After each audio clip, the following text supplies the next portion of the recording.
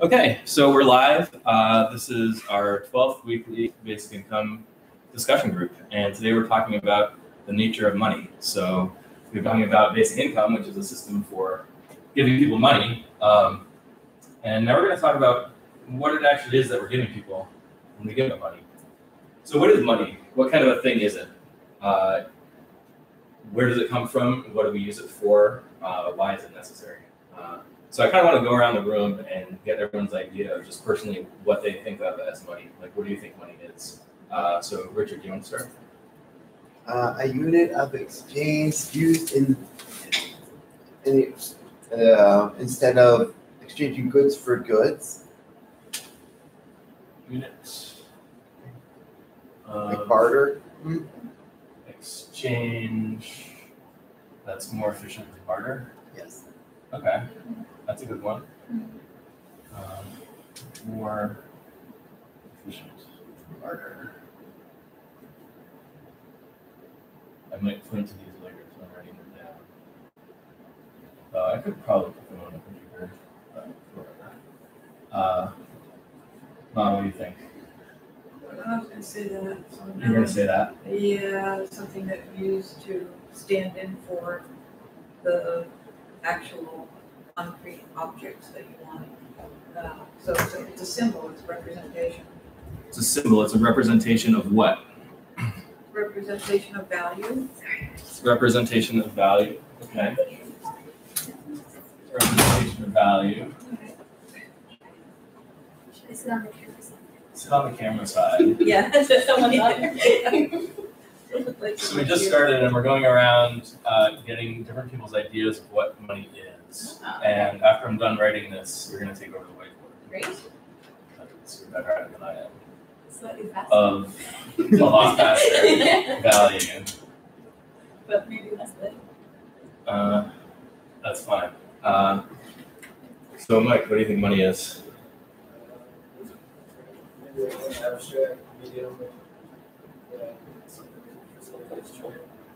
An abstract medium that facilitates trade. Okay. Martin? So pretty close to a couple said already, but a medium for exchange of value. Medium for exchange of value.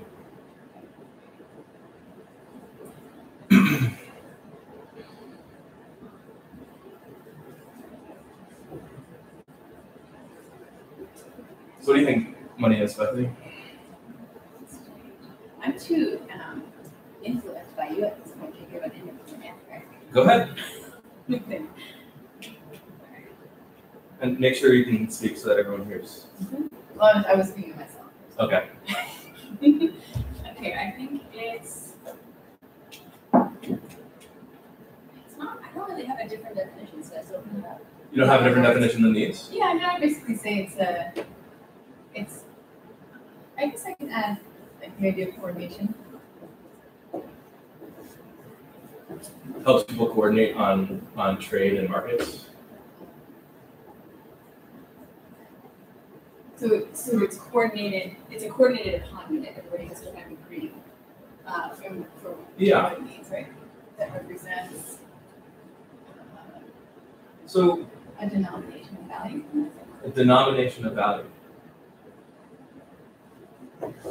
So yeah, I think these are all good and they're all right. Money is all of these things, and I think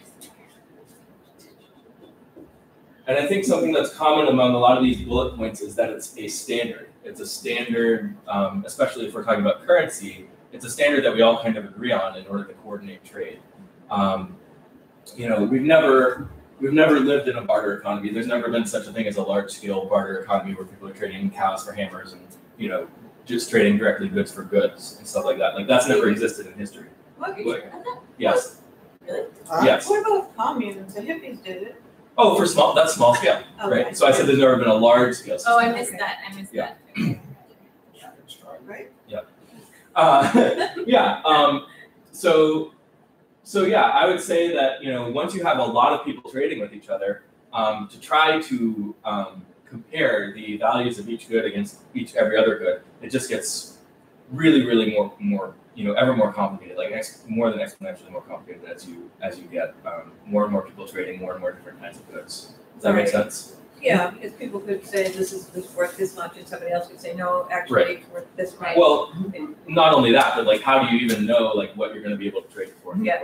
Go ahead. A game I played, Tap of Exile, they actually have only units that you can borrow. There is no gold or anything like that. Okay. So there are these websites that say that an alchemy orb is worth so much and a chaos orb is worth so much, and so you can compare all these different values and see how much it is. And what units do they use to denominate the value, or is it just good to good? Good to good. Interesting. That's interesting. Mm-hmm. So I wonder if enough people play that game, if someone's going to come up with a website. But there is. I just said that. Oh, all right. You just said that. Yeah. But the website just compares the goods to each other, like a huge list. No, but I'm saying I'm wondering if someone's going to come up with a website where they actually come up with a standard unit of value in terms of which to value each good, so that the trade can be more efficient. Because I would imagine when you eventually get to a point where that's something that people would really demand, that would be really helpful to people. Right. So that would be interesting to see if that kind of thing emerges there. So you don't have to go look it up.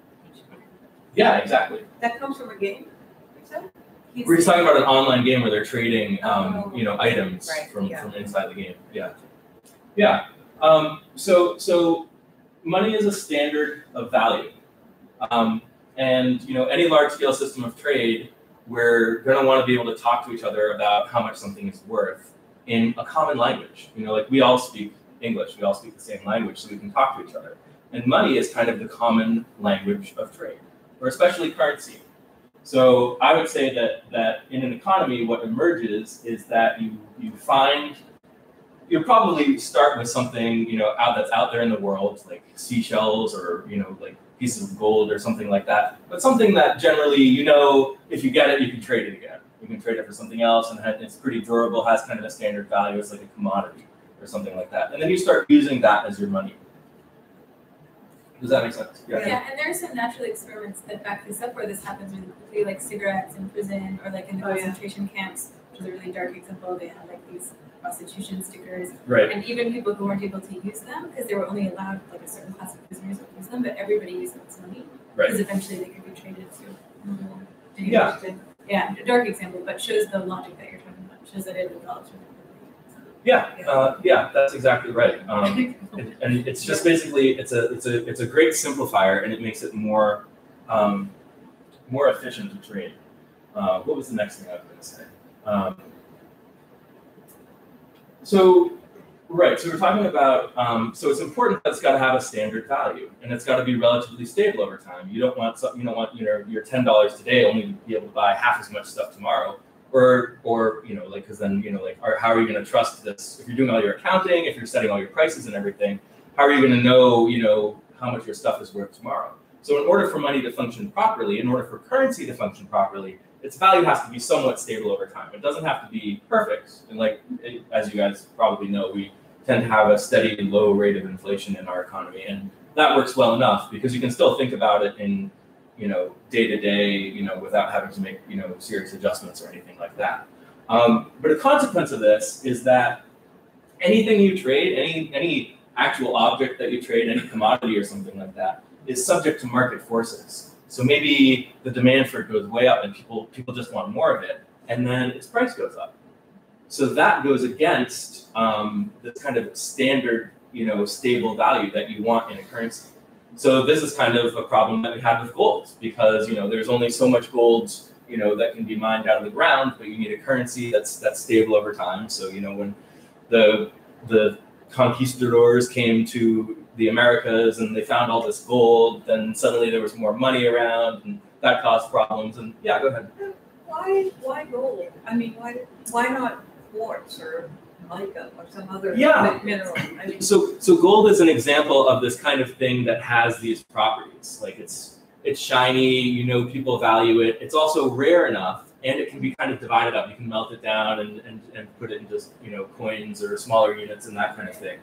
With quartz or mica, you couldn't do that. Right. And in terms of the rarity of gold, quartz, there might just be so much of it that it can be hard to kind of.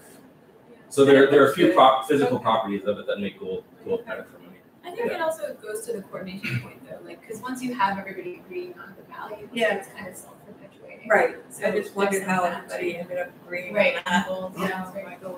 Right. It's so. I mean, so another example is tobacco. That like in the United States, we'd be shipping tobacco off to the old world. We'd be growing it here and shipping it off to the old world. But here we'd use tobacco as money because we knew that there was going to be someone who wanted to buy it. It was going to be able to get shipped over, and sold. So it doesn't have to be you being the person who wants it. It has to be just you knowing that if you wanted to sell it, if you wanted to trade it for something, then someone else could do it, and then that kind of bootstraps itself. Yeah, go ahead. But there were also like third-party checks before they were illegal. Like if someone would write their name on the back of the check and then pay the order, and people would in the channel they would exchange it around because they would know that the party who originally made that check was good for it. Oh, is Yeah. it illegal? Well, those are illegal now. Oh, really? I didn't know that. Yeah, I mean this kind of stuff. So you're kind of getting into debt, which is more, which is closer to, What the which is an article important about. part of what money is, because fundamentally, when you think about it, if you've got this piece of gold or something, when you're holding on to it, what is it to you? Well, you can trade it for, that amount, that number of dollars worth of stuff, right? Yeah. I mean, Were you describing a bearer bond? No, third-party check. I haven't heard of that term before. Oh, I was from. I took a American history course, American business history, and that was one of the terms they used. Okay. So, Yeah. Yeah, I would write it down. You would pay it over. Well, an Yeah. endorsed check is like cash. Yeah, I feel like that's something you can still do. And some places it's illegal though, because there had somebody. Some people would spend all the money in their account, and then but still make out these checks because they knew that people thought that they were worth it, worthwhile. So they would keep spending all their money. So they keep you have to making write out. the check out to the person, like cash to the person, instead of just the endorsement? Mhm. If you want to give it to a third party? But some people, the original party would spend all the money, so they would keep spending all of it. Right. So I think we're getting a little bit ahead of Yeah. ourselves talking about checks. Right. I have But, a yeah, question, go but ahead. it might be we might be getting ahead of it. Too, Yeah. Because I'm wondering about, the valuing of money. Yeah. And, okay, so valuing gold for a reason, and some of Yeah. it's psychological probably, the rarity and also the beauty of it. Yeah. This idea of money that, I think I told you the story of somebody who made money. I mean, engraved it himself Right. as an art project. Yeah. And then tried to spend that money, but only told people that it was valuable being sold as an art project, not as real money. Right. So then he was arrested for counterfeiting. And that was all part of his art project. Actually, the trial, everything was part of this Yeah. Yeah. art project. It was really good. So So I think. go ahead. I'm sorry. Well, I was just going to say, I think that speaks to kind of how important the integrity of money is in our society, that we enforce this in this way. Was there something else you wanted to add about that? No, just that the value of money it's not exactly flexible, but at some point it is. I mean, somebody decides Well, that the dollar bill is a dollar, and that's the value so of it. somebody decides that the dollar bill is a dollar, yes. But what he was doing, he was creating a piece of art that looked like a dollar. So Right. that's something. And different. that was confusing to people because they didn't know if it was actually a dollar because it was counterfeit. Well, they knew because he told them. Right, but Yeah. only because he told them.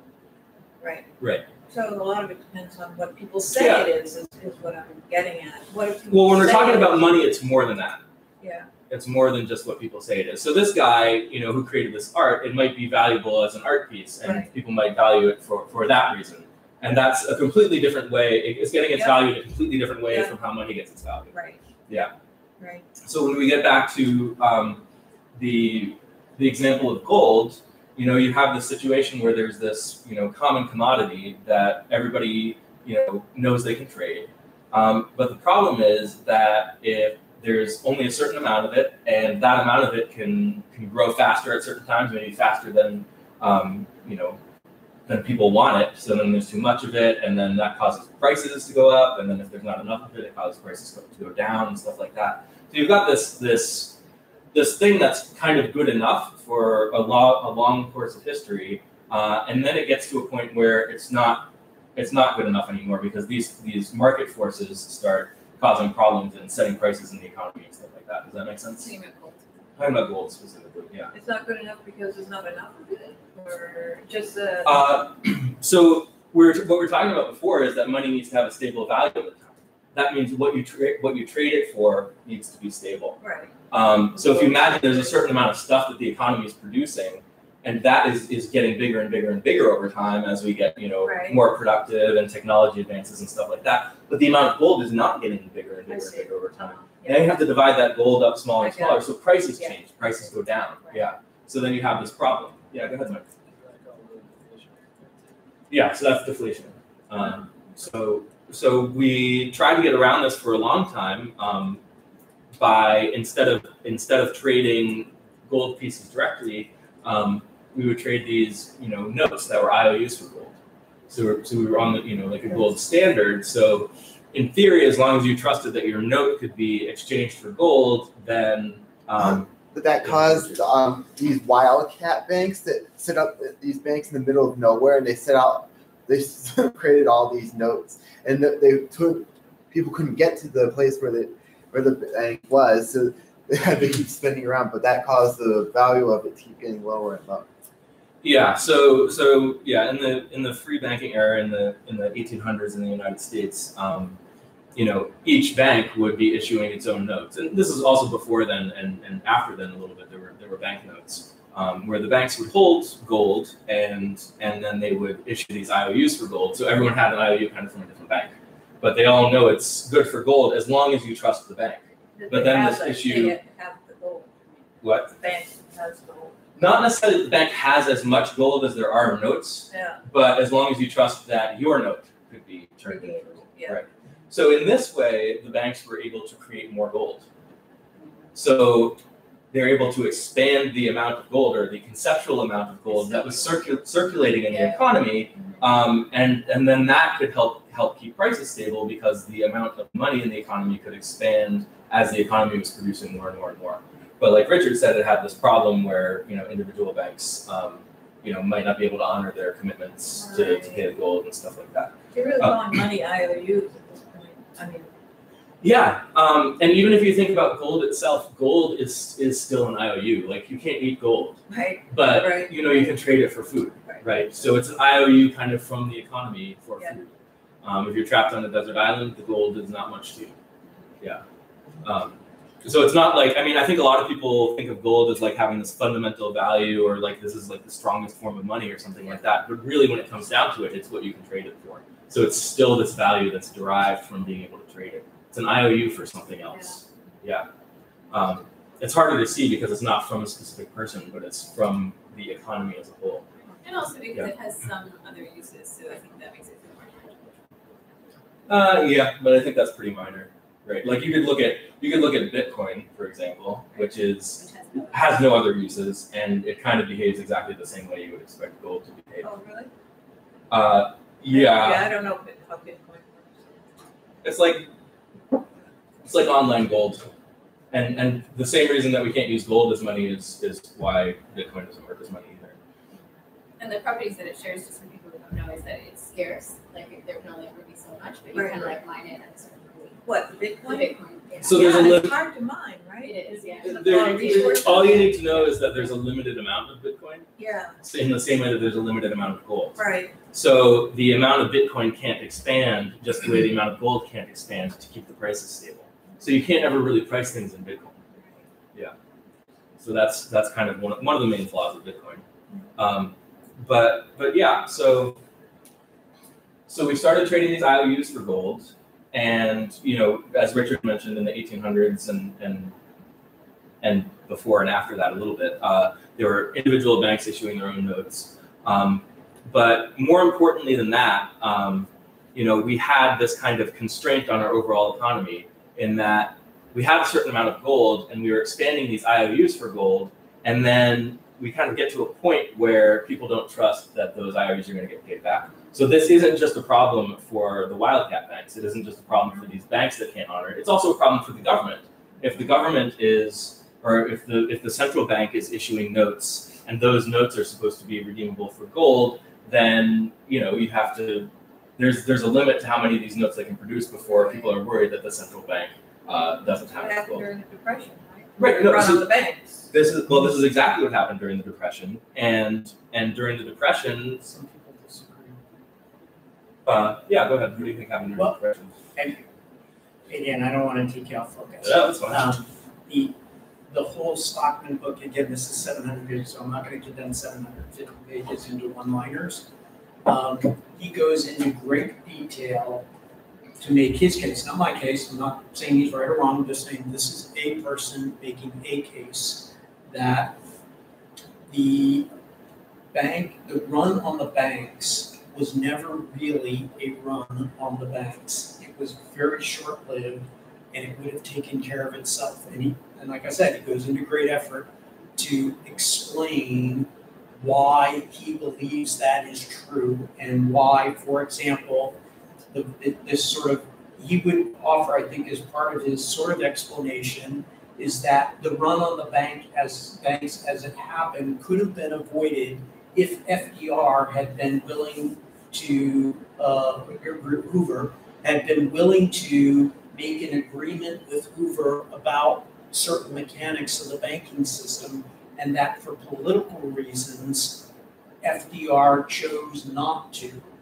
And that only exacerbated this notion of a run on the banks, but still it wasn't the run on the banks that created the calamity that we know of today as the Great Depression, but in the popular mindset, that is what the Great Depression was all about. It was about this giant run on the banks. So again, I'm only saying that there are contra sort of proposals. I actually agree with that. I don't think the run on the banks created the Great Depression. I think the run on the banks was a symptom of something else that was going on. And a big part of what that something else was, and I don't know what Stockman says about this, but I think a big part of it was that they were trying to maintain the gold standard. They were trying to enforce the parity with gold for the dollar. And to do that, the central bank, the Fed, decided to raise interest rates and tighten monetary policy. And then this led to the crash of the stock market, and it also led to all these runs on the bank. But I think gold was the ultimate problem for the Great Depression. If we hadn't been on the gold standard, or if we had a basic income, which we would have not been on the gold standard if we were going to try to do that, we probably wouldn't have had a Great Depression. Go ahead. Actually, I heard with my history course, they said that they bet against their stocks, and so they can buy more stocks. And so if they had $10 of the stock, then they bet against it, and so they could get like $50 worth, and they kept doing that. And so when people couldn't pay off their stocks and the value kept going down, the whole economy crashed. Right, and that's right. So you're building up all of this debt and all of these obligations that are going to come crashing down eventually. But then the question is, what triggers that moment? What causes that moment? What do you mean bet against? Who's you bet against your stock? They bet against it. So are you talking about they're basically leveraging their leveraging? Yeah. So they're basically borrowing in order to buy more stock. Oh, okay. And then if they and then if the stock price goes down, then they lose all their money. Well, and it's a form of gambling. But it's also the reason why it crashed when it did was partly because of a change in monetary policy.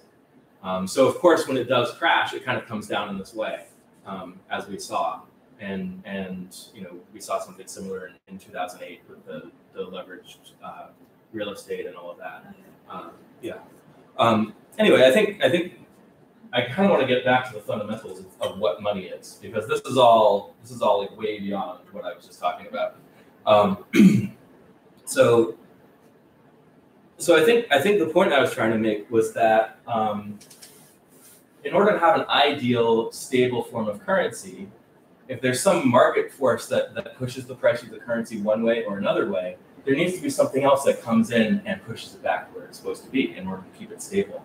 So if everyone's like, oh wow, these dollars are great, I'm going to start buying all these dollars, and then the value of the dollar starts going up and up and up, then there needs to be something that comes in and says, no, the value of the dollar is not allowed to go up and up and up and up. Why would it go up if everybody buying it? Everybody wants it, so now it's harder to get, right? Oh, it's harder to get, okay. Yeah, so I'm importing all the dollars, then there's not as many dollars left for you guys. Yeah. Right. So that's monetary policy. And what monetary policy does is it says if everybody's hoarding dollars, then we tweak some levers in the economy to make it easier for people to have access to dollars and spend the dollars. And then if everyone wants to get rid of their dollars, then we're going to take on some of those extra dollars and make it so the purchasing power of the dollar stays relatively stable over time. So in order to have a properly functioning currency, you kind of need some kind of central bank or central authority running monetary policy to keep prices stable. So that's kind of this is kind of like the simplified story of how fiat currency beat out the gold standard, and why it's better. What currency? Fiat currency is what we call currency that's just managed by monetary policy, and it's not backed by any other kind of asset. Yeah. So that's kind of how we got where we are today. Yeah. Fiat, like they buy fiat, this is money, right? Yeah. So I guess there's a couple directions I could go right now. I might just add that as another piece of evidence for that. The private banks sort of started to do some of this monetary policy before the governments even took it on, just because they had invested interest in the economy. Oh yeah, yeah. So it wasn't just a political thing; it actually developed in the financial sector. Right. So if you look at especially the history of the Bank of England, it started out as a private bank, but it was just the biggest, most powerful bank in England. And something they realized was that if the economy crashes or if everybody's defaulting on their debts, then it's actually bad for business for them because they're the biggest bank, and that hurts them. That hurts their profits. So what they realized, and part of this is unconsciously, they decided, okay, if the economy's, if people are defaulting, we're going to, as the most powerful bank, we're going to step in and act as a lender of last resort and make sure that things don't get any worse than they already are, and then let it pass. So that's kind of how monetary policy evolved, was that private banks became so powerful that it was in their interest to keep the economy stable. It was in their interest to keep everything kind of running properly. So what does money represent? So we have representation of value here as one of our bullet points. Now, some people might say that each dollar represents a unit of wealth or something actual that's being created in the economy or that exists out there in the economy. I don't think that's wrong, but I think the more precise way to define it is that each dollar represents the potential to trade for something out there in the economy. So if Bethany has billions of dollars and she's not spending them, then it's not like her money is taking up extra resources. It's not like her money is being represented by some cars out there that aren't being bought or something like that. Does that make sense? Not exactly, no. So you're saying my billions of dollars represent potential to trade for cars? Right. Oh, okay. So it represents the potential to trade for cars, but it doesn't mean there actually have to be any cars out there in the economy. Right. Although in a certain way, if there literally weren't $1 billion worth of goods, it'd be pretty hard for my money to be worth $1 billion. Like there really wouldn't be the potential anymore. It wouldn't represent. It wouldn't represent the potential. The potential wasn't there. Yeah, I mean, I think a lot of people say that, but I think there's a difference between the potential for what would happen if you dumped all of your money into the economy and bought cars all at once, and the potential for each dollar that you hold. Yeah, okay, that's fair. Right. So if Bill Gates took all of his money, or I guess Jeff Bezos is the richest person now, so I just start using him in my examples. If Jeff Bezos took all of his money and wanted to buy hamburgers with it, right? Are there going to be enough hamburgers for him? No, there's just not. But that doesn't mean that each dollar, or $2 or however much it costs to buy a hamburger, that doesn't mean that his money doesn't represent the potential to buy hamburgers. Like, it still has that value. And part of the reason it has that value is because we know that he's not going to do that. It's not in his interest to just buy all the hamburgers, right, all at once. Yeah. You would almost, I would expect you would actually be trading stocks for hamburgers. Yeah. Through the medium of currency, because you would convert his stock, you would sell his stocks to get cash, and then use the cash to buy hamburgers. Right. If he tries to liquidate all his stock, then that causes problems with the economy as well. If he tries to do that all at once, yeah. But yeah, so I think it's important to separate the idea of each dollar in existence needs to have something that goes along with it, some like amount of production that goes along with it, and the idea that each dollar in existence could potentially be spent for a unit of production if the person who owned the dollar wanted to spend it. I think those are two very different things, and a lot of times we kind of confuse those two things. Does that make sense? Yeah.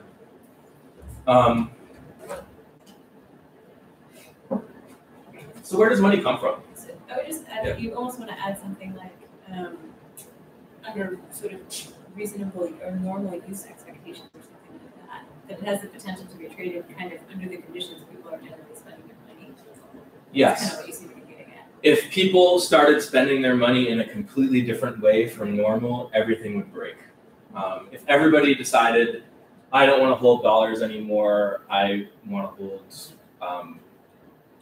potato chips, cows, yeah, then the economy would break down.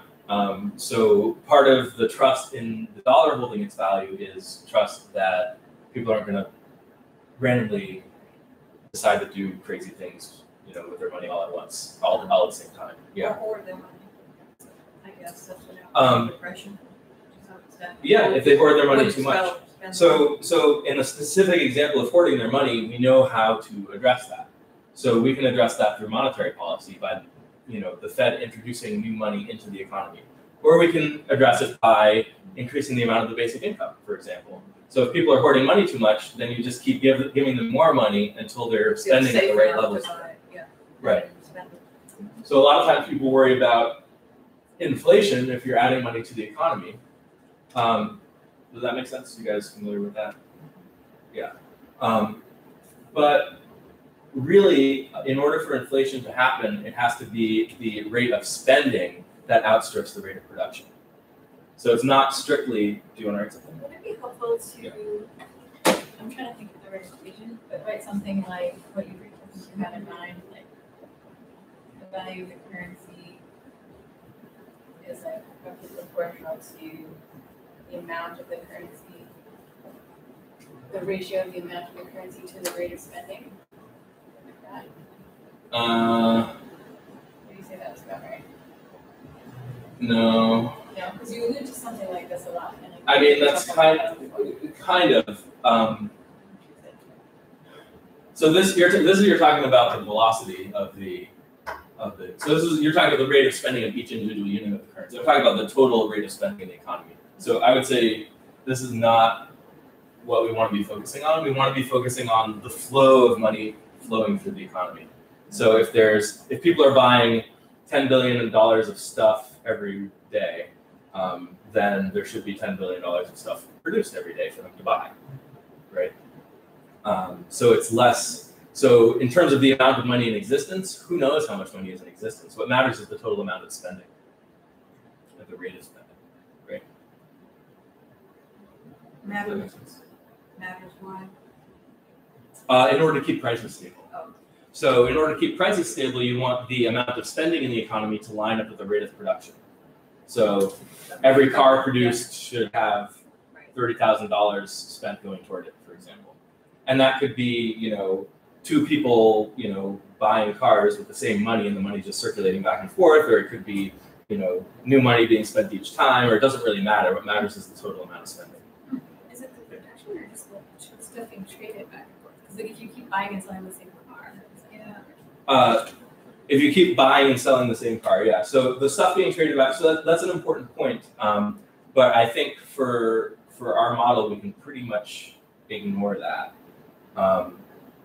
because we know that, in general, what's happening is people are buying stuff and consuming it, and stuff is being produced, and then maybe somewhere in the middle, stuff is being traded back and forth. But we don't have to pay attention to that necessarily. We'll just look at the amount of spending that's being spent on actual production, and then the amount of stuff that's actually being produced.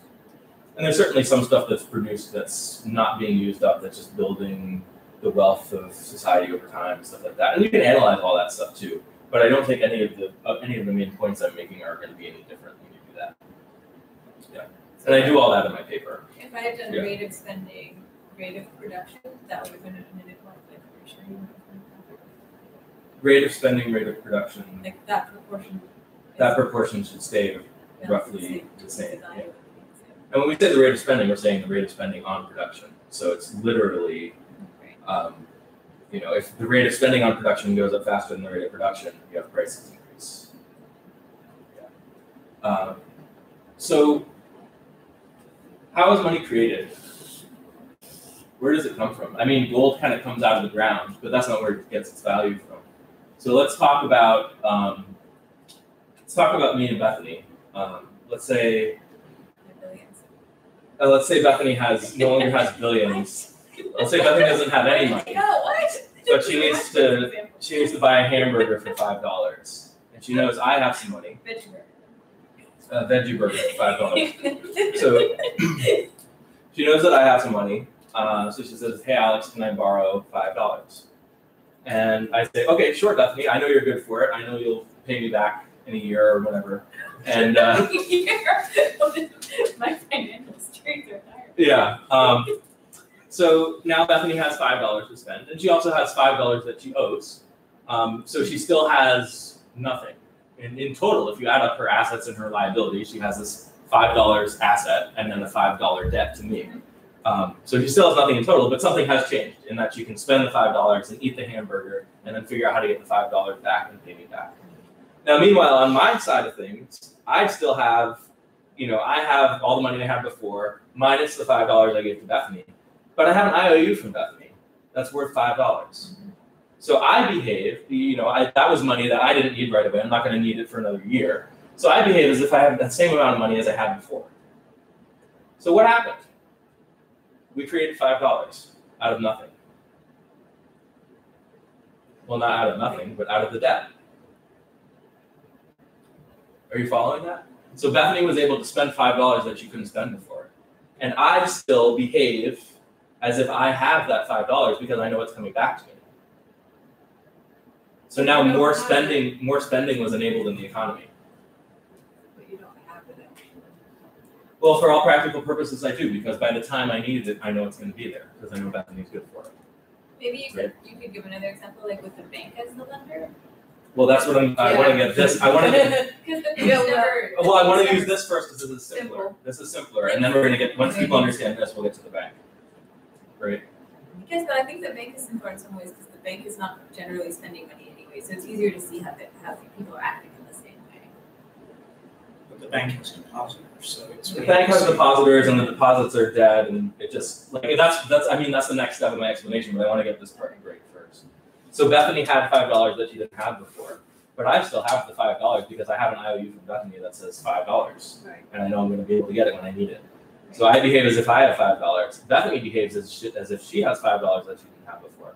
Now she's going to have to pay it back eventually, but in the meantime, before she pays it back, there's an extra $5 that is being spent into the economy.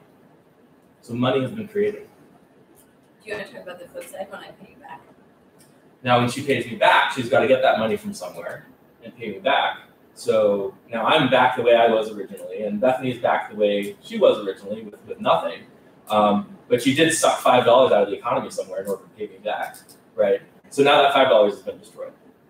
So when people go into debt, it creates money, and then when debts are repaid, it destroys money. That's how money is created and destroyed. And all money can be modeled in this way. We can think of all money as being created and destroyed in this way. If there's a dollar somewhere, that represents a debt somewhere in the economy. And like before we were talking about, each dollar representing, an IOU from the economy that you can be able to trade for it. And that's literally a debt as well. But if I have this IOU from Bethany and everybody trusts Bethany, if you know Bethany's good for it and everybody in the room knows Bethany's good for it, then I can say, hey, here's $5. It's not $5 regular dollars, it's an IOU from Bethany, but it's just as good. So I'm spending this money. And she's spending the money at the same time because you got the actual $5. This is a little like the checks. Yeah, just third party checks. Yeah. So Can I pause for a second? Yeah. It seems a little harder to think about base currency in this way. Maybe you can help. What do you mean by Yeah. base? Like let's say you're a tribe and you start using shells as your currency. Like it's not as obvious how it's dead in that case to me. Yeah. And that's one of the main ways that I think about money is being created. Is this way of coordinating on it having value in that way. Yes. Right. So maybe you can help align that with the debt. So I would say the way in which shells are debt is a little more abstract because it's not an IOU directly from Bethany, but it's an IOU from the economy.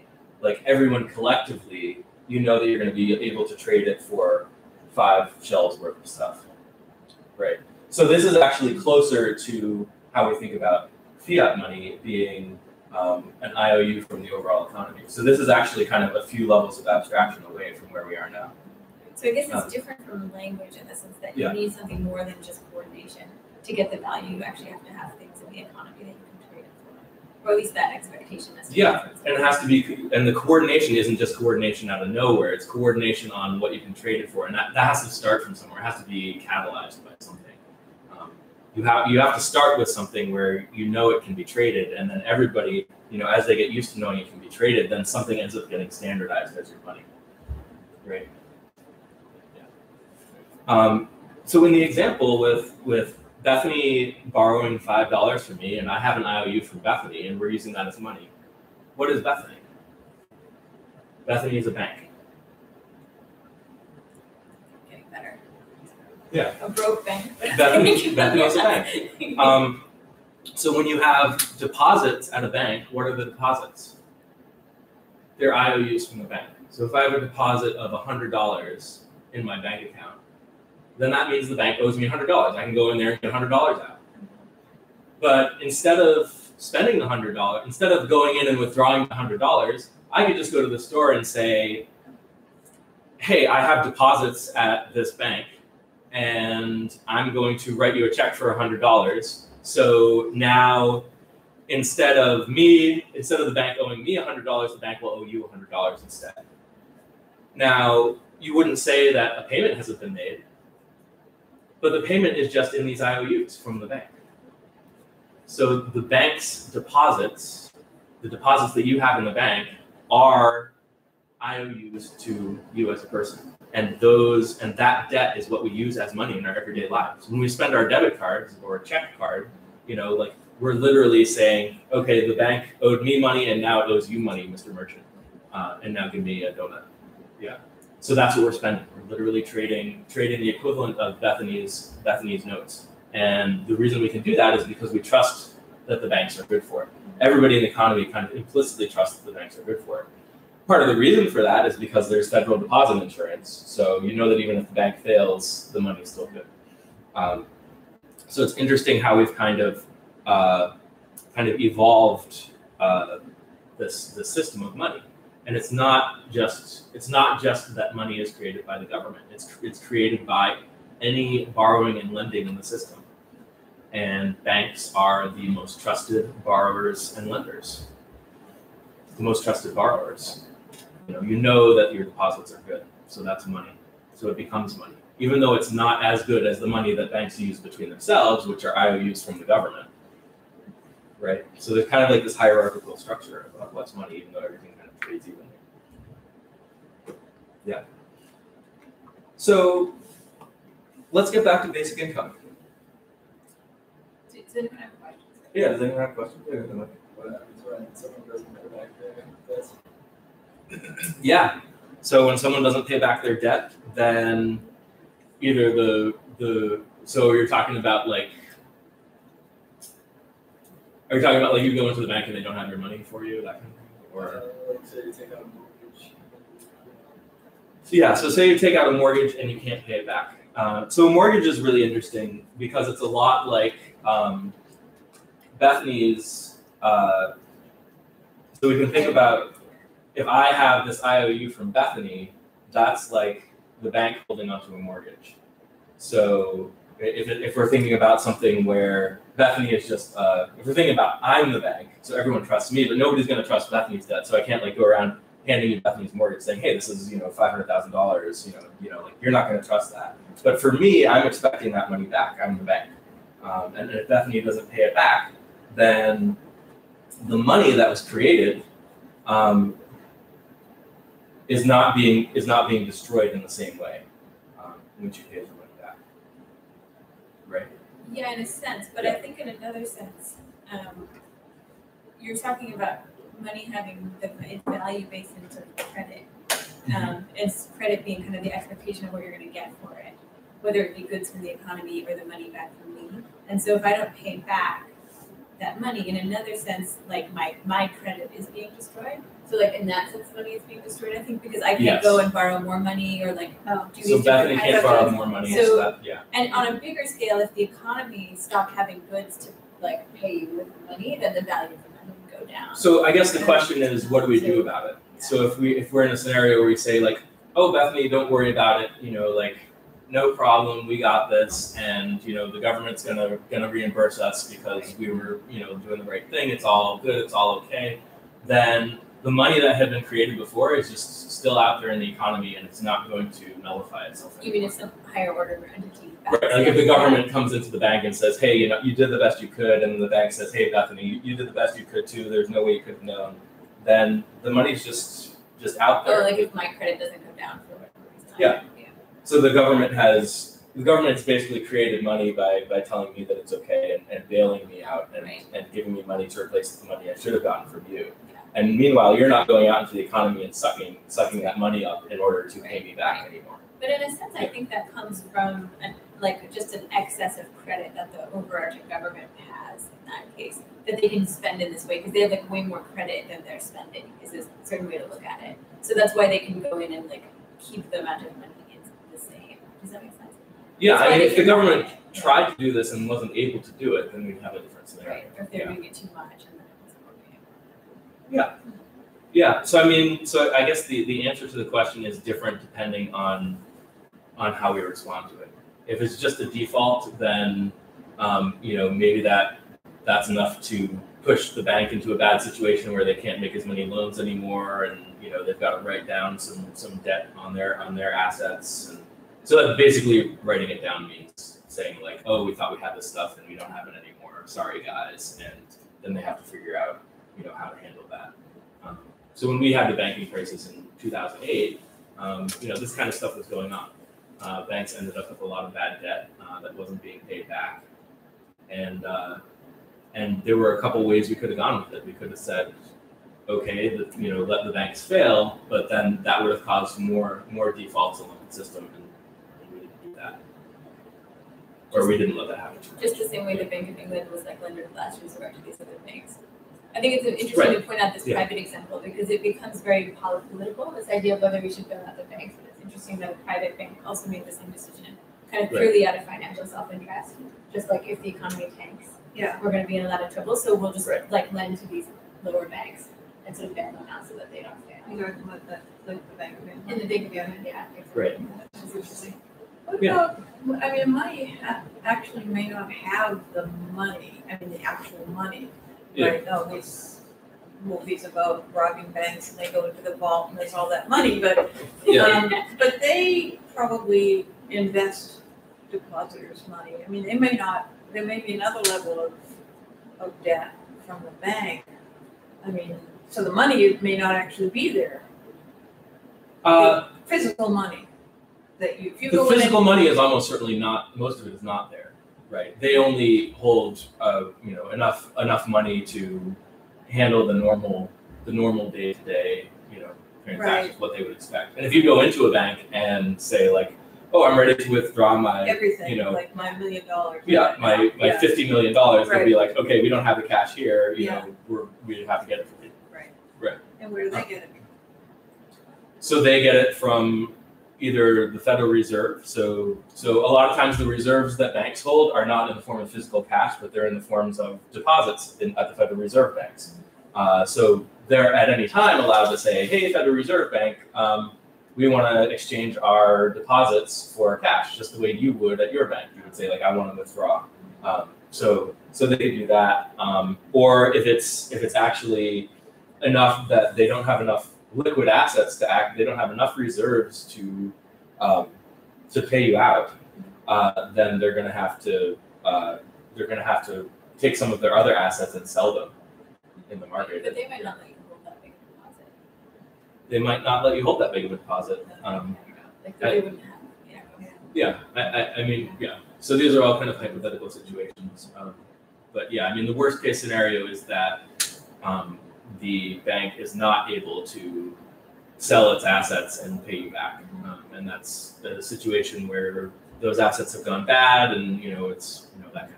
But then the federal insurance steps in some ways up to a certain point. Yeah.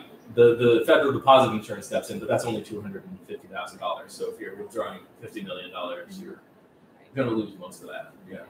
But it's just interesting to see how these different things have evolved, like all these layers. Yeah. Where Right. those with better credit, in a way, like can support the other Yeah. people. And Yeah. it's more stable. Yeah. Does anyone else have any thoughts at this point? What about collateral? Collateral. So that's when you're borrowing and the counterparty to your borrowing is holding on to something of yours, and so if you don't pay it back, then they get to keep the collateral. So like a pawn shop. Sort of like a pawn shop or like a mortgage. So if you don't pay back your mortgage, the bank gets your house. Right. So that's collateral. Yeah. So certainly this is something that's done. And one thing that's interesting, that we saw with the housing crisis was that the collateral didn't end up being worth as much as was necessary to cover the loan. So you had these underwater loans. Yeah. So that could happen. Because the houses dropped in value. But the houses dropped in value, so now people owed more on their homes than their homes were worth. So then people were like, well, I'm just going to leave the house here. I'll let the bank take this house, and I just won't pay my mortgage. Right. Yeah, exactly.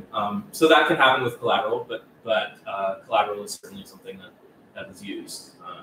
It's not a silver bullet, though, in terms of preventing problems. Yeah. So I want to tie this all back into basic income. So when we give people basic income, we're handing them money.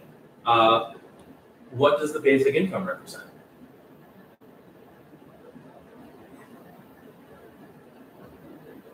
So you're saying that an IOU from the credit of the economy to pay that back. Is that what you? Yeah, well, yeah, we're giving them an IOU for the economy, and what it represents is the ability to trade it. If you're getting, $100 in basic income, it's the ability to trade it for $100 worth of stuff. It's the same as real money. It's the same. I mean, we're giving the money, right? But concretely, what that means is that in order to pay a basic income to people without causing inflation or something like that, the economy has to have the capacity to respond to the additional spending. So this is kind of the theme that I bring up a lot, I guess you're familiar with. And if it doesn't, then the basic income is not going to work because people will be spending at a greater rate than the economy is capable of producing, and then you have prices increase. And then your currency fails because your currency needs to be stable over time. So it kind of fundamentally ties into the nature of what money is. In order for basic income to work, it can't violate what's necessary to keep your currency stable. Yeah. So that means we have this assumption that there's room for more spending in the economy, that there's room for more production than we're producing now. If you don't have that, then the basic income isn't going to help. Well, what about people who want to fund it through redistributing resources? Redistributing resources? Yes. So I'm just putting on the table all the, So what do you mean by fund it? So you're saying if we don't have, you're basically saying let's add money and then we have to have excess productive capacity to scale up to meet it. Yeah. But somebody might come back and say, look, even if I don't think we have excess productive capacity, I want to move around where it's being used. So right now it's being used to make yachts and I want to move it around to houses. Right. That kind of thing. And so I want to give the money to different people. And it'll basically, you said, I'm going to maybe tax you. Right. So certainly if your economy is in a state where you can make changes to it and then it becomes able to respond productively to a basic income, then sure. So maybe your economy is producing everything it can't respond to any additional spending, but then you make some changes, about, like, let's say there's not enough wood but that's because a lot of the wood is being used by this crazy guy who's, building this wood mountain or something. And you want to say like, hey, crazy guy, you're not allowed to do that anymore. We're going to take some of this wood and make it available to the productive economy. And then now you're in a situation where the basic income can make a difference because now there's more wood available. But I would even say team spending. The basic income might not increase spending if you think of it as people are spending on yachts and we're gonna like tax that spending so they can't do right. That, and then move it over here. So I'm thinking of the basic income as a separate step from what you need to reorganize in order to free up the resources. So I'm just taking what you're saying and I'm saying like the basic income is the basic income part where you're giving people money. And then the reallocating resources to make the basic income possible is a separate step. I'm separating that out. I guess so. Yeah. But I guess I'm just saying there's two. You could have one of two assumptions. Either that we can move the spending, or that there's extra productive capacity. You don't have to have the latter one. You could have either there's extra productive capacity, or we can somehow free up the productive capacity. Right. And I'm thinking this because I think a lot of people who think they need to tax and so on, in some ways have that in mind, in a rough way. Okay. So she's saying that the people who believe that you have to tax in order to fund the basic income kind of have this in mind, that you've got to get if you want the economy to provide more for these people, you've got to kind of take it away from somewhere else. Right. I think it's less of that. I think it's more that people are thinking in terms of money. Like money is like we know that money is an IOU from the economy, but people are thinking of money as like this actual thing. Like we were talking about, Jeff Bezos having all this money. If he just spent it into the economy, the economy wouldn't have the capacity to respond to that without inflation. Now, by the same token, if you took all of Jeff Bezos' money, say inflation, except that the items that he is attempting to buy would supply and demand see an increase in price. Right. And the items that he is selling, those stocks, will decline in value. Yeah, so when we're measuring the price level in the economy, we're not including financial assets. So when we come up with a price index to measure like the general price of everything in the economy, what we look at is the price of things that people want to buy in order to have, fulfilling, happy, meaningful lives and healthy and all of that. We're not looking at the price of stocks. So if he sells his stocks, that's going to crash the stock market, but that's different from saying that you're going to have deflation. Like that's not going to show up in like a consumer price index if the stock crash. And I guess not consumer price index. Right. And the consumer price index, I would argue, is the way to measure the general price level that's most relevant to what we care about from the economy. So we care about people's well-being, and people are the consumers. So the prices they have to pay for their stuff are what we should be gauging the stable value of currency. Another way to think about it is like you argued that we need a stable value of currency because people need to be able to predict things in terms of the trades that they're making. Mm-hmm. And so like predict how much something's going to be worth in terms of their trades. Yeah. And so then the question to ask is like, does that apply to stocks? And you can argue it doesn't because people aren't really trying to predict that it's going to be stable. That's not the psychology. I think that's a good point. If the stock market's all over the place, that's not a very efficient market. No, I was making the opposite point. I was saying that we don't generally feel there's not generally utility in like being able to predict that the price of stock is stable the same way that we need to predict that apples are stable. Stocks are a speculative asset that people are trying to have go up or like are expecting to go up and down. Right, and I mean like you kind of expect over time stock prices to go up and up and up and up if history is going to continue the way it is, and that's not what we're trying to stabilize with. I'll put it one more way. If you had one currency that kept stock prices stable and another currency that didn't, it's not clear that the foreign currency would win out. if you had one currency that kept stock prices stable and one currency that didn't, it's not clear that the former currency would win out. And I agree. So that's kind of like the way I think about why you need if you're trying to keep stock prices stable, then that's not a viable currency.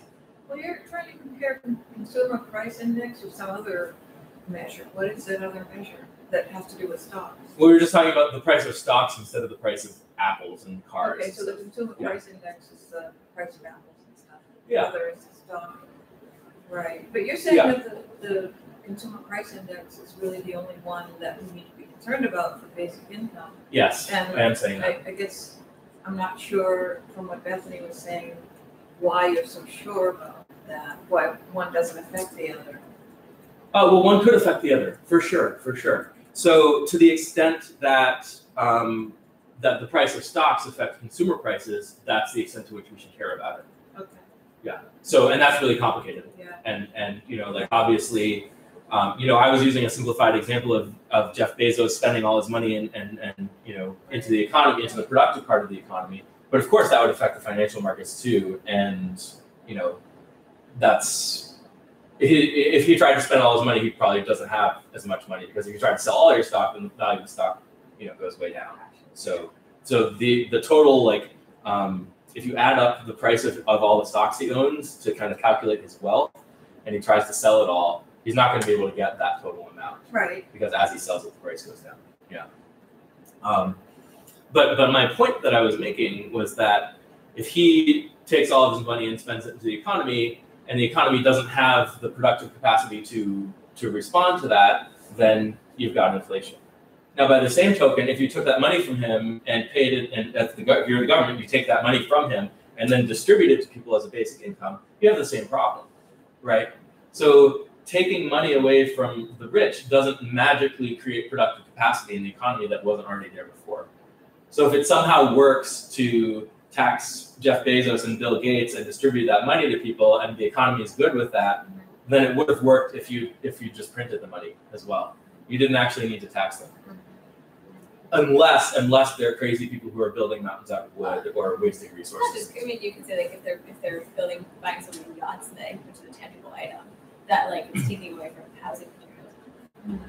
Yeah, I mean, you'd have to construct some kind of argument for how resources are being used here, and then you got to free up those resources in order to enable a greater basic income. So it's a problem of production of resources, more than distribution, or even giving out free money, just handing out money versus taxing people. It really has to do, you're saying, with can you have the resources? Can you have the resources? Can you have and the production that support it? Yeah. And it doesn't matter where it's coming from. So this whole argument of equality and inequality that we got into before, and people really wanting it to be fair, so people shouldn't have so much money in order for other people to have basic income money, isn't relevant to what you're proposing. Yeah, I think rich people being really, really, really rich has nothing to do with poor people being really, really, really poor. Because that money is not circulating in the economy anyway, and we can add new money in to replace it through something like a basic income. And there's certainly people who want to take money from the rich. Yeah. But if you want to do that, you've got to show how it's going to help. I think that's what you've got to do. And there's certainly arguments for just take money away from them, and that will lessen their influence and lessen their power and that kind of thing. Well, the power thing, It's unclear to me whether it's possible to do that without disrupting, the incentives and the markets and that kind of stuff. Even looking at other countries like Norway. I mean, that was just even looking at other countries. They do a lot more taxation. They still seem to have a pretty good economy. Yeah. So you can look at places that have higher levels of taxes and they work fine. I don't know that the benefit that they're getting is actually coming from the taxes. They're just thinking about it in this way where they have to balance the budget. So if you want to give more money to the poor, you kind of have to take money from the rich. But what about you were arguing for other reasons, like political power and stuff, and so it does seem like you're able to create more equality with that one. Is it true that rich people in Norway are not disproportionately powerful? What do you mean? To the extent that as much as the richest people in the United States, because that would be the Yeah. I mean, like in terms of the total income distribution, it might be a little bit flatter, but I don't know that the rich people aren't still just like. So you're wondering if it's Yeah. a rank order or if it's like proportionate to your wealth, the kind of. Yeah, I don't know the answer. I don't either. If I had to guess, I would say it's somewhat proportionate to your wealth. Yeah, I don't know the answer. It is in charity, for example. I know that my intuition is that if you give poor people money and give them more freedom to spend their time how they want to spend it, and get involved politically and learn more about the workings of the world, or just have time to participate in society or in politics, then that's going to, just because there are so many poor people, and even a little bit of money makes a big difference in terms of freedom and influence and power And advocacy for themselves. For themselves. That giving money to poor people is going to have vastly more impact than taking money from rich people. Now, that's not to say that taking money from rich people isn't going to benefit in some way, isn't going to benefit society in some way, but you have to convince me. Mhm. You have to show me how it adds up, and yeah. Right. I think that's a question for like more detailed analysis of what really wealthy people actually doing with the money. Yeah. I mean, we've talked about this before. And certainly there are things like money in politics, like maybe instead of taking away all of the rich person's money, having stricter limitations on how they can spend that money. Or public financing of campaigns. Yeah. Public financing of campaigns, that kind of thing. I totally Yeah, exactly. agree. Although exactly. there are things like, just as one example, and I don't know how common this is, there are these judge training programs that I happen to hear about from this research. Yeah. And they're funded now by people like the Koch brothers. And the judges who go through these training programs give longer sentences, for example. So there are all Can you these. speak a little louder? Yeah, They they're give longer sentences? Yeah, because they learn, it's supposed to be about economics and law, but they give certain arguments that I guess persuade judges to give longer sentences a lot of the time. So, this is something that wouldn't be covered by campaign finance. It's just an optional judge training program that's seemingly academic. But, there are all these different avenues when you have huge amounts of money, and the Koch brothers fund a ton of stuff. And they're just these two individual people. They fund all these different think tanks and training programs, and none of that would be covered by standard. And it shouldn't be covered or made illegal, really. It's just, that would be too restrictive. Right. So my point is that you can get very creative, and if you have that disproportionate amount of money, it could be dangerous in this way. Then that would be my, I don't know all the details, but that's one example. It has nothing to do with resource allocation. The way you're talking about it, but. And so I think that's a good point. I think also there could be, under a basic income, more research done in more areas, because people have the freedom to spend their time researching things they want to research because they have the money and the resources to do that. When before, maybe only the people whose research was in line with the Koch brothers were the ones who were able to actually carry out their research. Yeah, but they're not kind of in competition with each other. They're not either or. It's not either or, right? You can give more money to poor people and also wonder about this other question. It's not either or. It's not either or. The taking money from the rich thing, I just feel like is, to me, it feels like something really complicated, and it feels like something that maybe we could think about, after a basic income is in place. Yeah. Yeah, there has to be a reason for it. I mean, not all rich people have influence in ways that, some of it's benign. Some of it, Like we don't know. Gates, There are a lot of rich people who feel that they want to help society. Right, well, like the Gateses. Charity. Right. So, I- it's not as Hard to. I mean, I tend to believe that most people want the best for humanity, and most rich people want that too. I think there's just disagreement about what the best thing is. Yeah. I think the Koch brothers want to live in the best world possible, and they just believe some stuff that I think is wrong. But they do have disproportionate influence because of their money. Yes, it's not the question of people being right or wrong, but whether we're worried about the influence. Right. And it's not a question about whether people have good intentions, because I think most people do, even rich people. So yeah. I agree. Although in the current political climate, in part because programs like social programs are tied to taxes in the public consciousness, you do see sort of self-interested connections where people with a lot of money, have a real financial incentive to try to get certain people elected. Yeah. So that's a little off topic though. Yeah. So let's look at the article. Oh, yeah. See the comments, who's online? Nobody is online. Oh. There are no live streamers commenting. We had some. I can turn it on. Like earlier sessions. Before, Yeah. But I guess eventually. The earlier sessions? Like a few weeks when I was here. So Oh, I guess it was right. over a month There's ago. usually one or two people on And there. I've come twice with them people on There there. were people. Yeah. Who's online? Oh yeah. Yeah. So consumer debt is at a record high. Haven't we learned? That's the title of the article.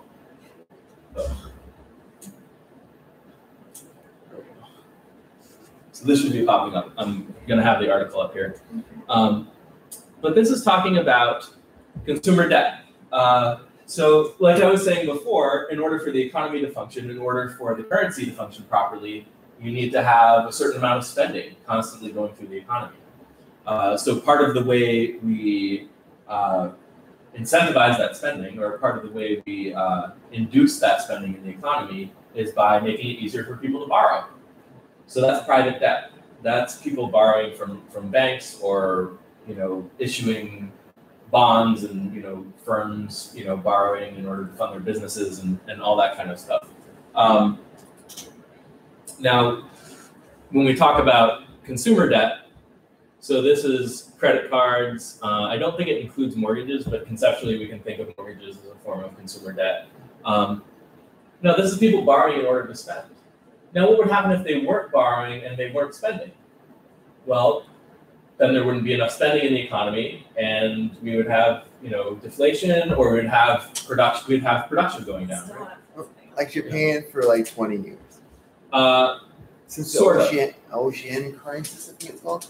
Right. So sort of.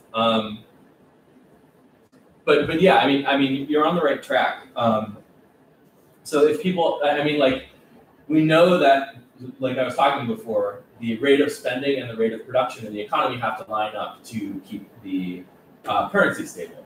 So if you're keeping the currency stable, yeah. So hey, Katie. Hey. So if you want to be on the internet, sit in one of these chairs over here. If you want people to see you, You on the missed the screen, entire or theory not of in money. the screen. But we summarized it a little bit there. Yeah.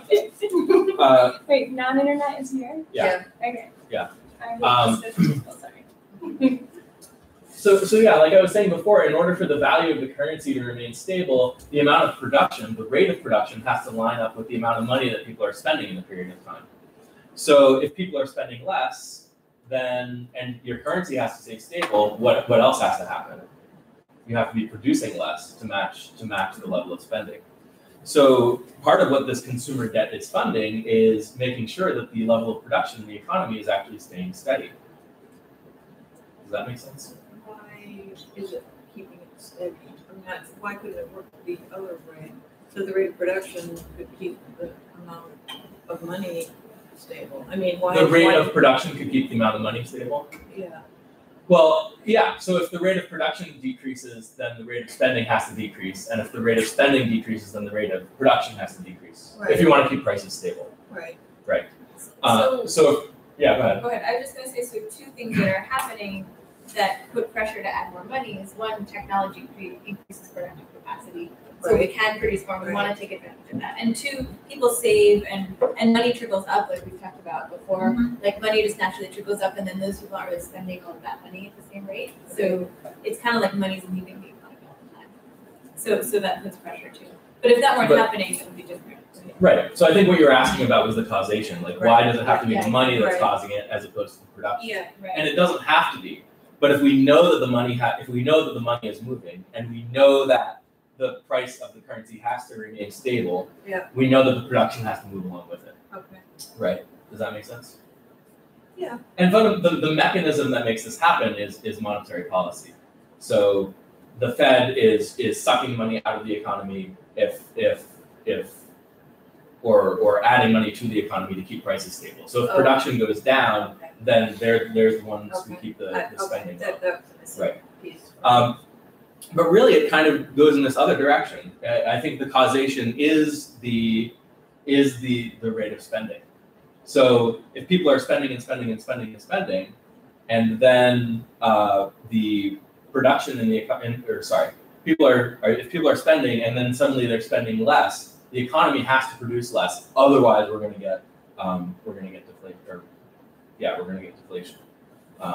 And there's the monetary policy handles this too, but it's a little bit more complicated how it works. And I think this is actually a good time to get into this because you can imagine an economy where people have a certain amount of money that they're spending, and you can imagine giving people money that allows them to spend more on the stuff they're already buying, or you can imagine giving them money in a way that allows them to buy more stuff. In general, right? So how do you control that? Right. Well, the answer to that question is it depends on who you're giving the money to. So if you're giving the money to the rich people, they're pretty much maxed out on like all the stuff they can buy, but maybe they're gonna buy a more expensive luxury car, or so they're spending more on the stuff they're already buying. Whereas if you distribute the money evenly across everyone, then even the poorer people are getting the money, so they're actually gonna buy more stuff. Right. So they're gonna buy a car when they wouldn't have bought a car before, whereas the rich person is just gonna buy a more expensive car, right? So if you're distributing money to people in this way that's really skewed, so that the rich people are getting a lot more money, then that creates they're willing to spend more for the stuff they're already buying. Maybe it comes with more bells and whistles and stuff like that, but that creates an incentive for producers to raise their prices. So that's the difference. So one of these is like basic income, and then the other is more stimulating the economy through the private banking sector. You've heard of the banker's paradox, where so that's basically the people who are able to borrow are the ones who already have money. Oh. Yeah. So when we stimulate the private financial sector, the people who are able to get the most money out of that are the people who already have a lot of money. Yeah. Right. But this is the only thing the Fed is allowed to do. They're only allowed to influence the economy through the banks, through Wall Street. So this is kind of a limitation to monetary policy. So if we go back to consumer, so back to the article again. Sorry, are you following that? That makes sense. Yeah. So if we go back to consumer debt and consumer spending, if the consumers were not able to borrow as much, they would not be able to spend as much. And then in order for prices to stay the same, producers would have to produce less. And the Fed, through their monetary policy, they're going to keep prices stable. So it's not possible for producers everywhere to just lower their prices and sell at lower prices, because that would break the currency, and the Fed isn't going to allow that to happen. Well, wait a minute. So for a while I was following that. Yeah. I mean, I was thinking about farmers, throwing away their harvests. That's exactly right. That. Yeah. But the Fed doesn't have any say in that. I mean, you're saying that they change it on the money side, but they can't change it on the production side. Well, so you're right. The producers in general, they're not going to want to lower their prices. Right. If I'm a farmer, I'm going to be very resistant to selling my lettuce for less than what went into producing it. So there's that. But there's also the fact that so during the Depression, we actually did have deflation. The Fed is going to try to prevent that deflation. So you're still going to have the farmers not producing as much cabbage, or maybe they overproduced and suddenly people aren't spending as much, so they throw away half their cabbage and now they're producing less, or maybe some of the farms and some of the businesses go out of business and stuff like that. But you're not going to have the deflation that we saw if the Fed is keeping prices up. And the way the Fed keeps prices up is by stimulating the banks, allowing rich people to buy more. So then that kind of skews the price level upward. So that in that way, you can have the economy producing way less than what it's capable of producing without prices actually coming down. So the quantities just come down instead, and the farmers are throwing away their cabbage. Right. Or not producing as much. Or not producing as And much. the rich people are buying stuff for more money. At first they throw away their cabbage, and then the next season they're just out of business. Right. Yeah. So I put that question on the board, Yeah. which you just answered, but you might want to answer it one more time. Like, so we see inflation in the economy, and so, how could it be that we're not at productive capacity if we see inflation? I think it's a really important question. Right. Yeah. We'll be asking, given your framework. Right. So I think this is the question I just answered. That we give more spending power to the people who are not going to be buying the additional production. So that's how we keep prices up. That's what monetary policy does. Does that make sense? Yeah, but I'm trying to connect that question. How could we see inflation if we have excess? How could we see it? What do you mean by how? Like, so someone might think, like, if we're seeing the prices go up, Right. it must be that our productive capacity is tapped out. Yeah. So all the things the companies can do is they're just raising the price as the demand goes up or something like that. Right. So it's kind of confusing to see, because we do see inflation over time. Right. But Alex is arguing that we have excess productive capacity that we're not tapping. Okay. And so someone might raise this as a puzzle, like, Yeah. you might be crazy. But yeah, how can you argue that we have excess productive capacity when we see inflation? Yeah. Is like a valid question, something I think we're asked. Yes. And, Right. and so Alex is saying that it depends on who you give the money to, like you just described. And, Right. Yeah. So if you imagine money flowing through the economy like this, here we can imagine a scenario in which this is a river, and the banks of the river are the capacity, how much production there can be. And if there's only this much money flowing through, then we're only going to produce this much. Mhm. If there's the full amount of money flowing through, then we're going to produce the full amount, like if the river is full. And if it overflows, then we have inflation. So there's too much money, and there's more money being spent through here than there is, the ability of the economy to produce stuff. So the question we're asking is, when we're here, why don't the prices just go down? Yeah. Right. So this is the question we're trying to answer. And the answer to this is that we're getting a smaller number of people to spend more money Right. on the stuff they're already buying, Right. instead of getting everybody to spend more on additional production, on filling out the river.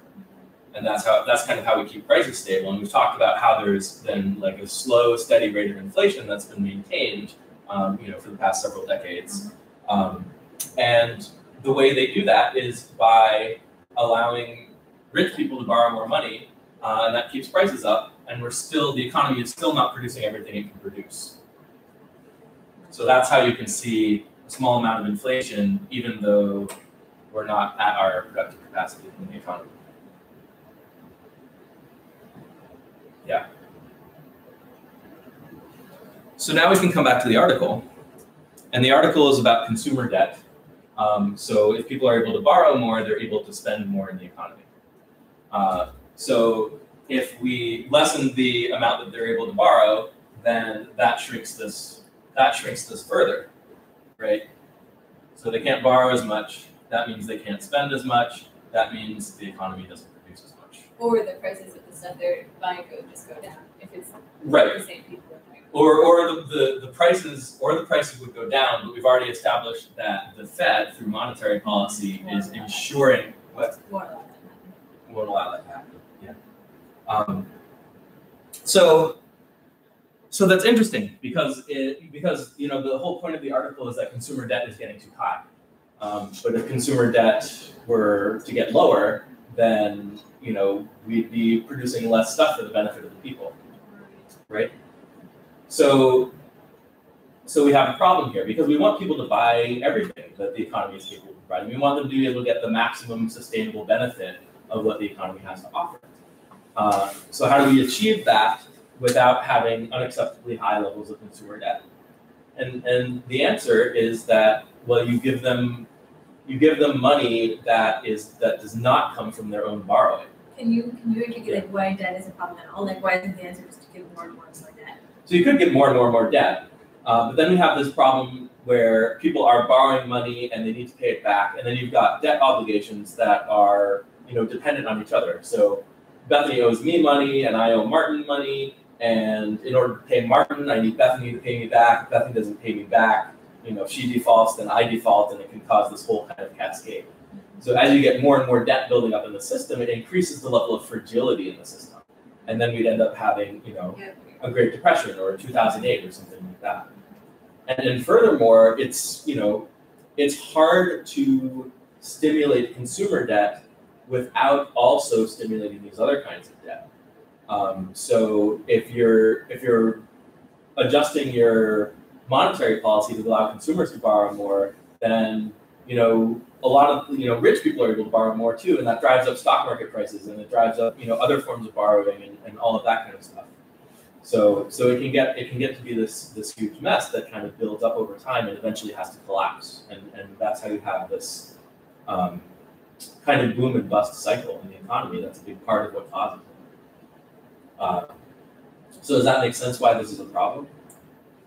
Why consumer debt is a problem? Too much consumer debt is a problem?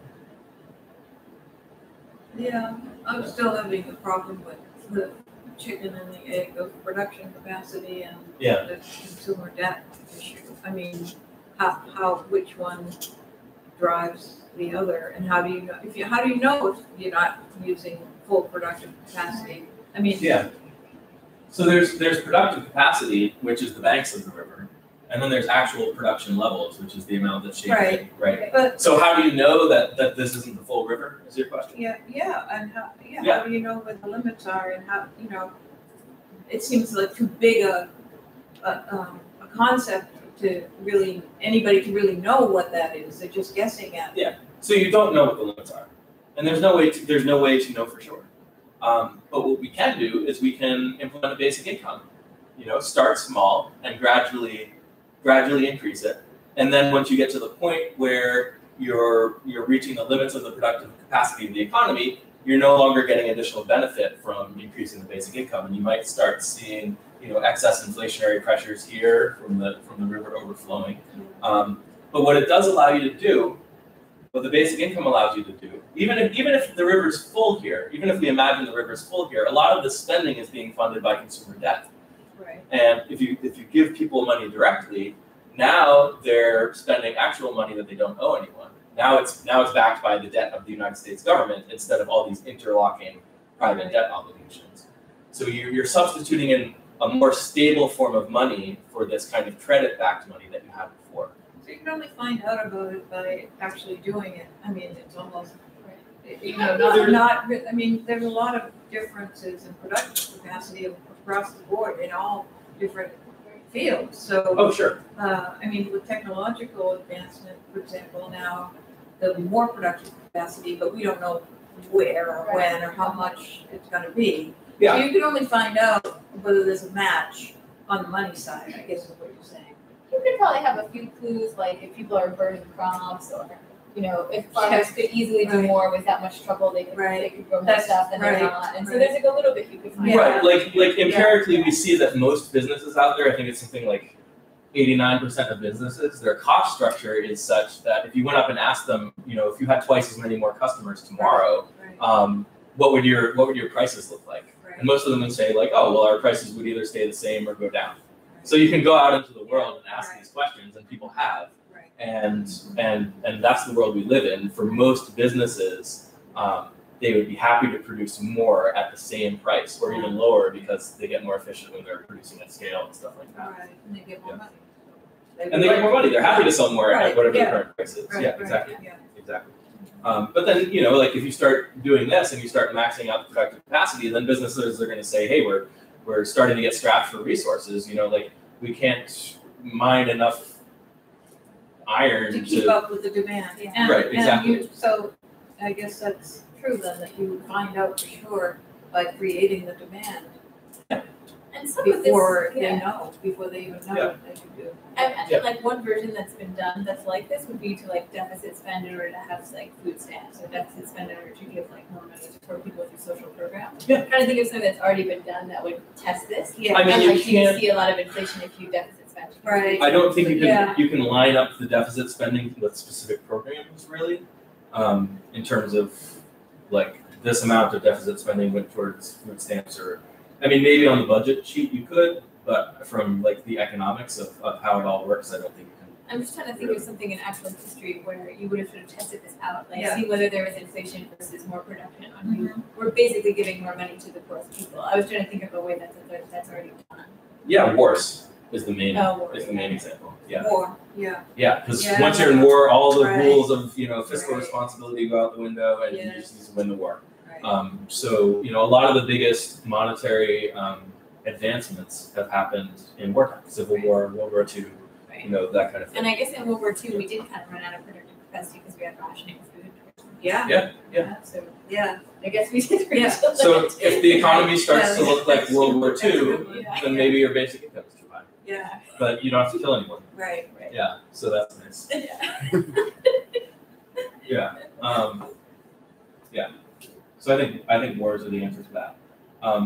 But I think there's two different things that we're talking about here too, which is one, that basic income allows you to fill up the river, it allows you to max out the productive capacity of the economy, but also the basic income allows you to replace some of this unstable money that's already there with more stable money. So Unstable money being debt money. private debt money. So instead of private debt, you're funding it by public debt. So that's just, public debt is just when the government spends more money than they take in through taxation. Yeah. So you're helping stabilize the economy in this way by giving people a more stable form of money in which to spend.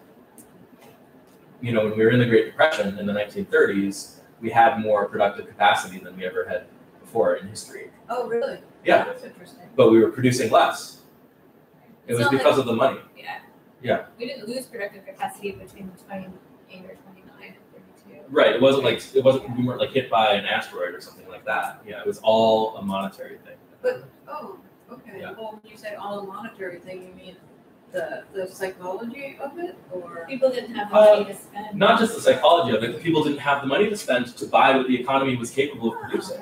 Okay. Yeah. So we have had that situation. Yeah. Yeah. I would argue that that's true today. We're capable of producing a lot more for people. We're capable of feeding the world. We're capable of Yeah. housing the world. Yeah. And we just can't Right. because the people who want the food don't have the money to Right. buy the food. Yeah. It's as simple as that. Right. Yeah. Yeah, that's really good. It's Yeah. a good analogy. And I like that you brought up technological advancement before, because remember I was saying we don't know how far away we are from being at full productive capacity, Right. but we can know that there's this gap here. We can know that we have a gap, and the way we can know is that technology allows us to use resources more efficiently, Right. and one of those resources is labor, and we expect people to get their money from jobs, from the labor market, and if we're using labor more efficiently, then a consequence of technological advancement is that people must be receiving less money through the labor market, unless we kind of respond by making jobs for them to do and stuff like that. But we can know that we know that no matter what, the amount of production is constrained by the amount of spending. So the economy isn't going to produce what people don't have the money to buy. So on its own, technological advancement means that people have less money to spend.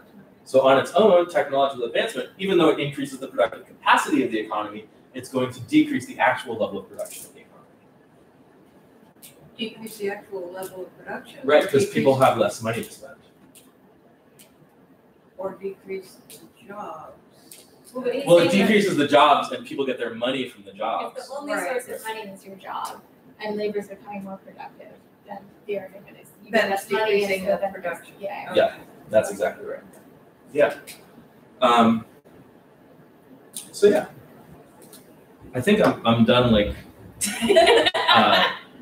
shouting at people. Okay. Yeah. I don't remember when I wrote this, but a while back, when we were talking about how to fund a basic income.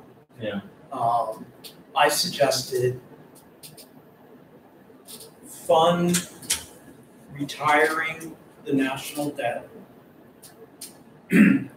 And after the national debt is retired, the same funding mechanism that you use to retire the national debt, transfer the payments from that funding mechanism away from retiring the national debt, because you don't have it anymore because you retired it, and then shift that into funding the basic income.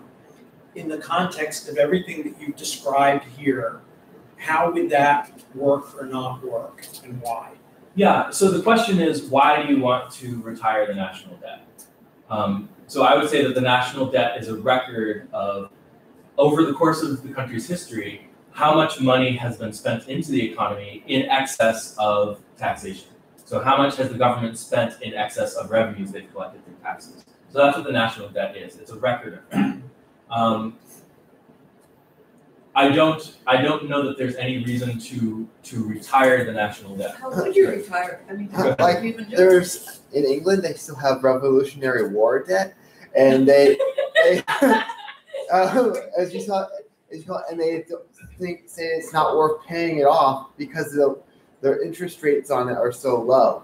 So, so it's going to keep going on for hundreds of years if that still exists. Yeah. Right. So I would say, it's possible and normal for the government to be spending more than they're taking in through taxes. And over the course of history, you would expect the national debt to keep increasing over time. Like, that's just a natural thing. One thing that I didn't realize before talking to Alex is that the debt is often can be owed to itself. So we think about debt, we think about owing other countries, but part of the national debt, or what can happen with the national debt, is the government kind of owes itself money. And so it's not how we often think about debt, so it kind of puts it in a different perspective. Yeah, so the way the debt is represented is in these kind of IOU notes. Like, we've been talking about IOU notes all day, Right. but the government says, I need $100,000. Here's an IOU note for $100,000, in 5 years, and maybe there's a discount, so you actually only give them $99,000 or something like that, and the idea is that these IOU notes are almost like money, just like when Bethany was borrowing from me and my IOU from her was almost like money. So these IOU notes are traded around the world in financial markets, in money markets, and there's always a buyer and there's always a seller out there. You're going to be able to sell it. The price, it can move up and down. But if we start making too many of these IOU notes, if we start borrowing too much money, then the price of them is gonna go down over time because there's just gonna be so many of them out there. But one thing that's important to remember is that one of the entities that's buying up all this debt in the market is the Fed itself. So you've got the Treasury, which is borrowing, and then the Fed, which is essentially lending to the Treasury. So if there's more United States debt out there in the world than, say, China wants to buy, the Fed will buy up the excess. And then you've got one part of the government. What do you mean buy up debt? What do you mean buy? Yeah, so there are these IOU notes, right? And it might be an IOU for $5, but you only have to pay $4 for it. Oh, I see. Okay. So now I'm like, I want that IOU for $5 because I'm going to make $1, right? Okay, yeah.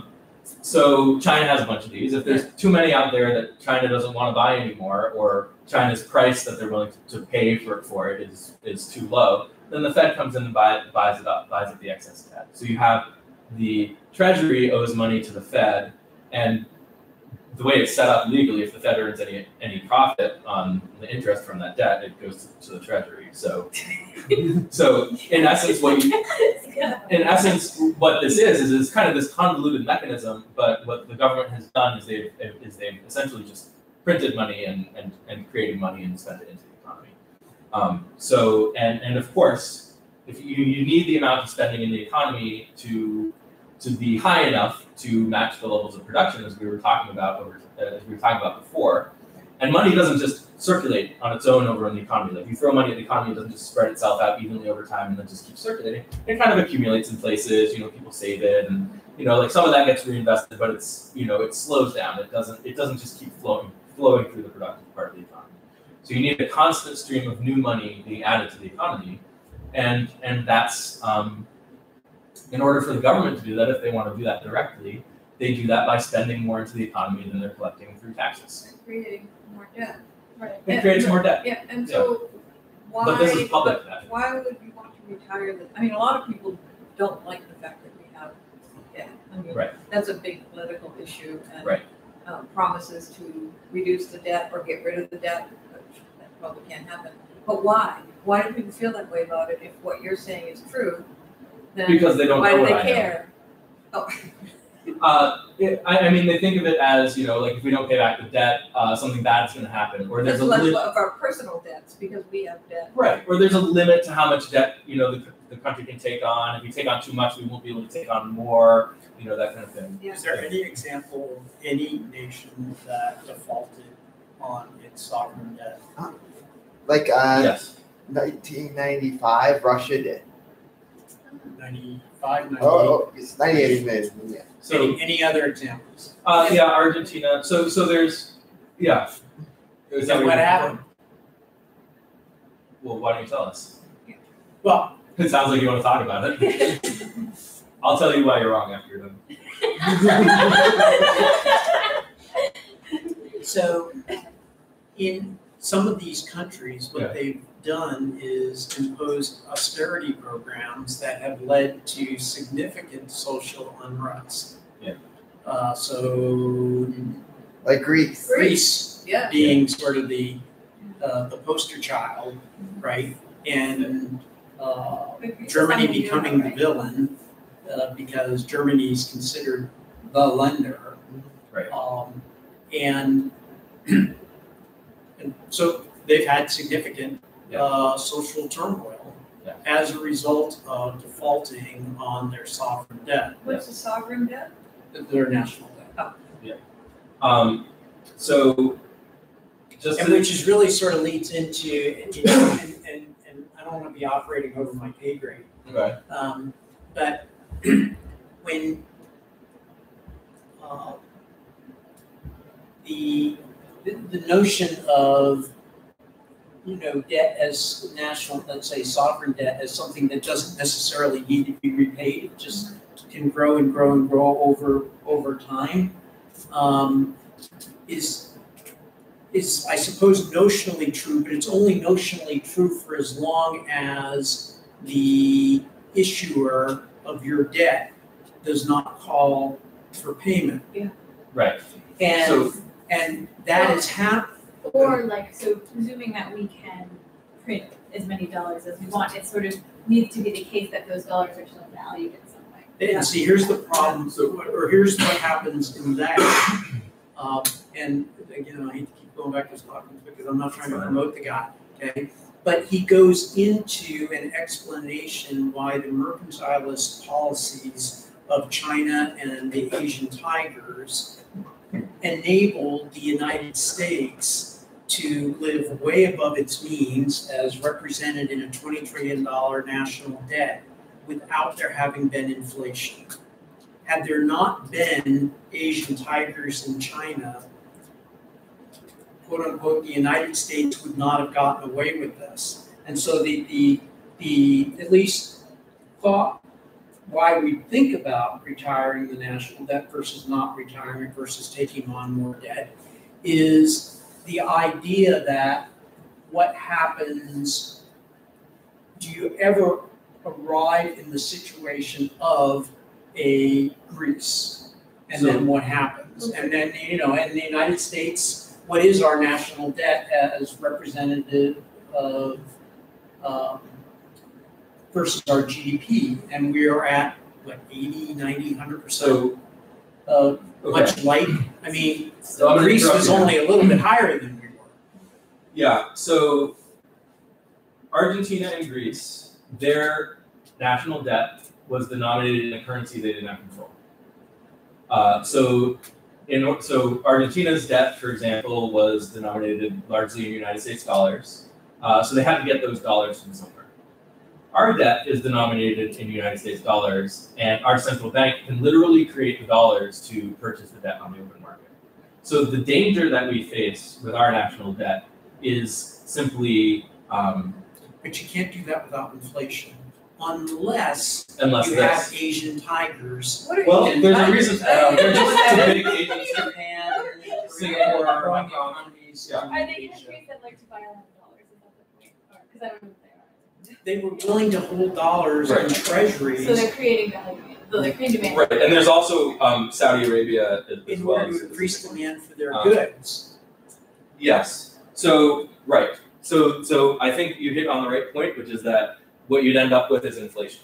Is if we don't have enough people willing to buy our debt, that kind of thing. So inflation, we go back to what we were talking about here.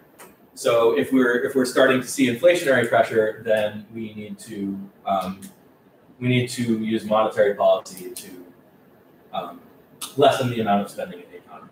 So it really comes back to inflation, and Asian tigers notwithstanding, inflation really comes back to the productive capacity of the economy and the amount of spending in the economy. Would you? Now, some caveat here is that part of our productive capacity, part of what's being produced for us, is being exported to us from places like China. So if China didn't want to, is that what you're going to say?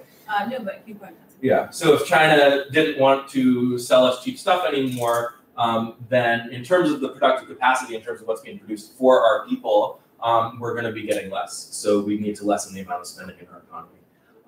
But yeah, we can't be Greece because Greece did not control their own currency. They're subject to the ECB and the European Commission and the IMF, and if they control their own currency, they wouldn't have to impose austerity measures. And it's the same thing for Argentina, a little bit different, but their debt was not denominated in Argentine currency.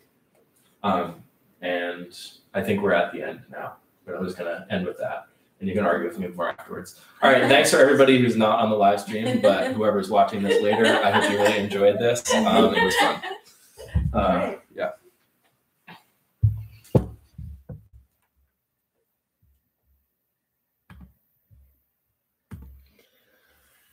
Yeah, I was